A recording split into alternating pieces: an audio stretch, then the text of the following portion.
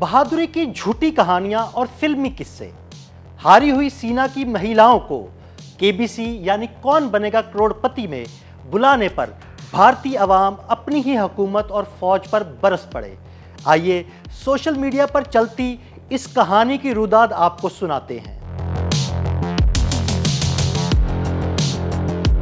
पाकिस्तान के हाथों जंगे मई में रुस्वा होने वाली फौज की अफसरान को बतौर शोपीस पेश करना मोदी सरकार और फौज के लिए गले की हड्डी बन गया। भारतीय फौज की दो आला खातून अफसरान कर्नल सोफिया कुरैशी और विंग कमांडर विमेका सिंह, जो हालिया ऑपरेशन सिंदूर के दौरान मीडिया ब्रीफिंग्स देती नजर आई थी, उन्हें मारूफ टीवी शो कौन बनेगा करोड़पति में बतौर मेहमान पेश करने पर भारतीय हुकूमत और फौज शदीद तनकीद की जद में है।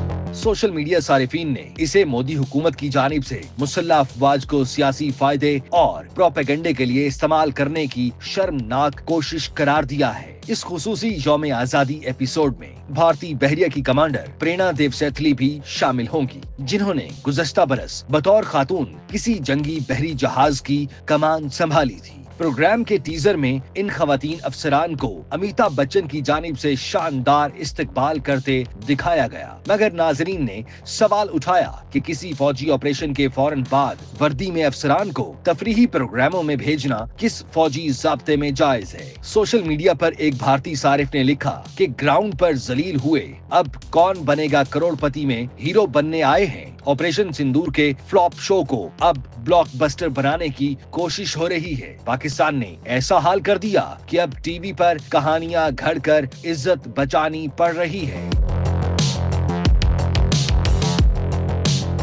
एक और सारिफ का कहना था कि क्या आपने किसी संजीदा मुल्क में फौजी ऑपरेशन के बाद ऐसा तमाशा देखा है? मौजूदा हुकूमत फौज को अपनी गंदी सियासत और खोखली कौम परस्ती के लिए इस्तेमाल कर रही है। ये शर्मनाक है। एक और सारिफ ने लिखा कि हमारी फौज कभी सियासत से बालातर और तशहीर से दूर हुआ करती थी, लेकिन अब इसे सियासतदानों के ब्रांड की तशहीर का जरिया बना दिया गया है। एक और सारिफ का कहना था कि हमें तो उम्मीद थी कि भारत अपनी झूठी बहादुरी की कहानियां किसी बॉलीवुड फिल्म में सुनाएगा, मगर उन्होंने तो ये काम कौन बनेगा करोड़पति में ही कर दिया। दिलचस्प बात यह है कि भारतीय फौज के अपने ज़ाब्तों के मुताबिक वर्दी किसी सकाफती या समाजी तकरीब में नहीं पहनी जा सकती, न ही अवामी मकामात, रेस्टोरेंट्स या आम सवारी में सफर के दौरान, जब तक कमांडिंग अफसर की तहरीरी इजाजत न हो। उसके बावजूद मोदी हुकूमत ने अपने सियासी शो के लिए इन कवानीन को रौंद डाला। ये पहला मौका नहीं कि भारत में फौजी वर्दी का तिजारती या सियासी इस्तेमाल सामने आया हो।